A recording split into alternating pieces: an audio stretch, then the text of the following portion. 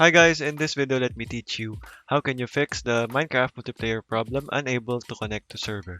So without further ado, let's get right into it. So if you want to fix that guys and you are having problem with your Minecraft, so all you have to do here is go ahead and go over to the network settings. So right click on the network icon here, open network and internet settings.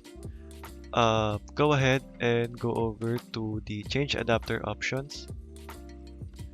And once you are here, you have to select the your network connection that you are using. So it would be the one with not an X mark on it, and make sure it is your network controller as well.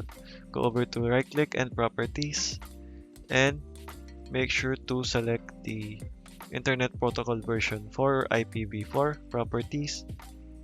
And over here, um, all you have to do is select this button. Use the following DNS server addresses.